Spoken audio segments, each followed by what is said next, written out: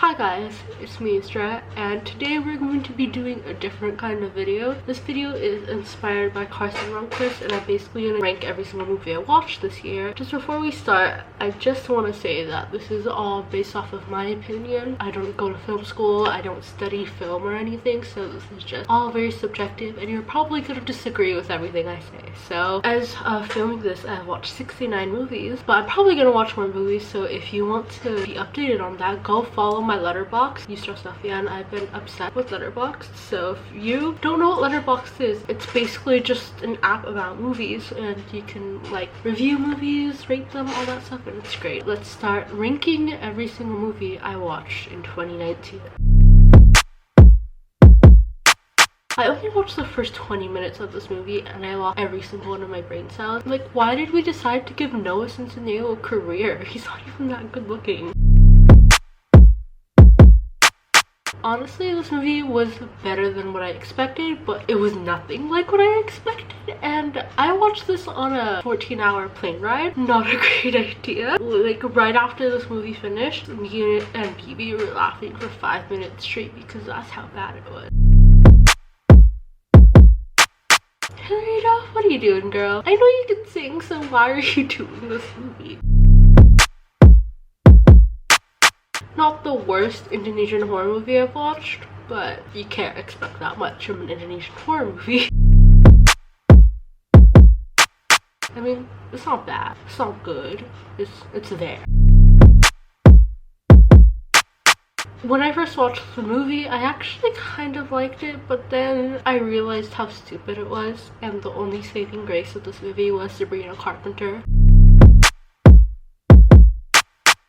I watched this in theaters and like, it's not bad, but it's really forgettable. I don't remember anything that happened in this movie.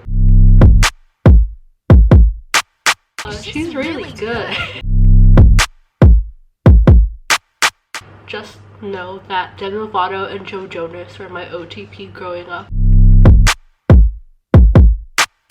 I mean, Hilary Duff did better here than she did in Raise Your Voice, so props to her.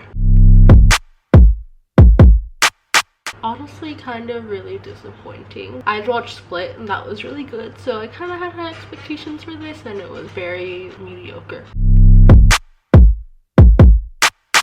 You know, like, just because one movie about a kid who has cancer blows up doesn't mean that every single movie about teens who are sick will be popular. Like, it wasn't a bad movie and I actually did cry. So cliche, and like, we get it, you just want to be the Fault in Our Stars.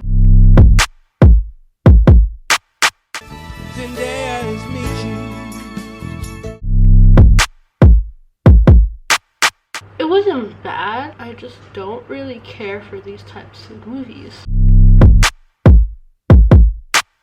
Honestly, considering the star power that this movie had, like, I only watched it for Jennifer Goodwin and I realized there were so many great stars, yet it was so cliche. I only watched this movie for Jennifer Morrison and it was very okay. Like, the ending doesn't make sense and I kind of don't like the idea behind it. I just want to say the reason why this is up so high, because Chris Hemsworth and Tessa Thompson are the best duo. Like, if it weren't for them, this movie wouldn't have worked. I get why Superbad could be funny to people, but I feel like I'm not the target audience. I'm not a young teen boy in the early 2000s, so I feel like I couldn't relate to this movie and its humor that much, and I know humor is subjective and all that, so sorry to all you Superbad lovers out there. Emma Stone and Ryan Gosling, who wouldn't love that? I only watched the last half of this movie and it was like okay, so maybe it would have gotten higher if I watched the full movie. Thought I should still include it though. I feel like a lot of people hated this movie more than I did. Like, I enjoyed it and I had a fun time. That's kind of all it had for it. Honestly, like, people keep talking bad about the Descendants series and yeah, it's really cringe, but like, it's so fun. What I learned from this documentary is that some people will do anything for water. I don't know if stand-up comedy specials technically count as movies, but it's over 60 minutes long and on Letterboxd, so I decided to include it. It was funny, but the flow was so weird. This movie is so underrated, and God Help the Outcast is one of the best Disney songs. You can quote me on that. I love Emma Stone. That's all I gotta say. This is my favorite Indonesian movie I feel like I've ever watched. I really like the way they took the risk and made a film about something very taboo like teen pregnancy, and the way that they carried out the story was really insightful, and I cried. It was good, but this kind of genre isn't my kind of thing. I watched this with my parents, and my mom just keeps calling it, what's that film with Sandra Bullock in it? Why can't Stefan just have a happy ending? Like, no matter what ending you choose or what path you take, it's all just gonna go bad for him. Honestly, really entertaining. I really liked it, and it's pretty underrated. I remember watching it, I was like on the edge of my seat and really creeped out, but now looking back on it, I don't remember anything that happened in this movie. I love Timothy Chalamet, that's all I gotta say. I love Mark Ruffalo, that's all I gotta say. I love musicals, and I love romance, and I love happy endings, and the Beatles, so. I loved Frozen 2, and I think it's better than the first one, and a lot of people are gonna disagree with me on that. The music is just so good. John Hughes is the master of 80s coming-of-age movies. I love Emma Watson. I've been used to watching like really bad horror movies that rely on jump scare, and I really like the way they use cinematography and the score to help the suspense rather than only rely on jump scares. I love The Lonely Island, and this movie deserves more hype. This was a great movie for the MCU, and it was a huge stepping stone, but I just felt like it was missing something. I don't know what it was missing, but I just felt like it wasn't there yet. Protect Billy at all costs. Honestly, a lot better than I expected it to be, and deserves all the hype it has.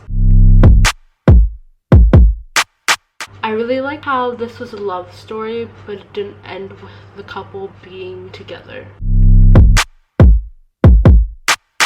I have watched Flipped before, but I had just finished binging like a lot of different movies the past week, and I wanted something to make me feel good and happy and like feel wholesome, so I decided to watch Flipped, and that was a great decision. It was great. Like, of course, anything Barry Jenkins makes is great, but I just feel like I don't have enough knowledge of the film industry to truly appreciate what he does. Barry Jenkins is great, the performances are great, everything was great, it's just not really the type of movie for me. It was actually a really good and interesting movie, and I like the political commentary, but the last 30 minutes of the movie made me so confused. I thought this would be a cute feel-good movie, and then I watched it and I'm like, this makes me so sad, yet the ending makes me so happy. I watched this movie after watching the entirety of Veronica Mars before season 4 came out. It's a great movie that pays homage to the original series and also brings its own originality. And this movie was just beautiful, and the only thing is I just felt like it was a little bit too long. You know, I love those coming-of-age films with snarky protagonists just like anyone else, but then what really made Juno so great was the soundtrack. Like, the last shot, just, amazing masterpiece. This is just such an empowering movie, and, you know, always makes you feel good when you watch it, and makes you feel proud of how far women of color have come. This movie was a lot more gruesome than the first one, and I really enjoyed it. This movie messed me up after I watched it, and I basically had an existential crisis. Great, amazing, John Mulaney, a comedic genius. So this is the first stand-up comedy special I had ever watched. Oh my god, it was amazing. I just couldn't stop laughing. Like, I brought snacks to eat while I watched it, and I literally couldn't eat the snacks because I kept on laughing, and like my face hurt at the end. Honestly, like, this is a great movie. It really helped expand the character of Spider-Man and what the MCU is going to be like after the events of Endgame, and also that post-credit scene though. When I was watching this movie, I was just thinking, wow, what a good use of dramatic irony, and then I realized I was the fool the whole time. Such a beautiful movie. Like, what do you say about Roma? It's amazing, it's beautiful, it really makes you think. I've never been in love, but this movie made me understand what it's like to fall out of love. I love coming of age films. I really liked this one because it was a realistic portrayal of what it's like to be in 8th grade. The protagonist is someone who could realistically be in 8th grade, which I really liked. This is the best Spider-Man movie. You can quote me on that. So I really like this movie, and it sent a really important message, but the one thing it really did for me, it made me hate Sabrina Carpenter. And I could never hate Sabrina Carpenter. Honestly, Jordan Peele, he's the master of horror now. Like, that's all I gotta say. I forgot how good La La Land was until I rewatched it, and I was like, wow, no wonder this won so many Oscars. It's so good and amazing, and it made me like cry but happy after watching it. Honestly, when making this list, I was kind of surprised this was so high up because I have so many flaws with this movie, but then I realized like those flaws don't really matter in the grand scheme of things because this movie does so much for the MCU, and you know, nothing will match the feeling I had coming out of the theater after this movie. I remember after the first time I watched the movie, I just couldn't stop thinking about it that I had to watch it again the next night. I love this movie so much. As I've said throughout this video, I love coming of age movies, and this one is like the most superior one to all of them because first of all, it's directed by Olivia Wilde, and I am a huge fan of Olivia Wilde, and also it does have a really realistic portrayal of what high school is, and I just really like the portrayal of the characters and the struggles they go through, and it's funny but also brings up important topics about friendship, and it's like so amazing. Right after I finished watching the movie, I searched movies like Booksmart because I just wanted to watch more movies like that. It felt really good watching it. So yeah, that's it for the video. I know this is very different from my channel, but I do want to do some more videos about like movies and TV shows because that's what I really like. So if you do want more videos like that, comment below. See you next time. Bye! Roll the credits.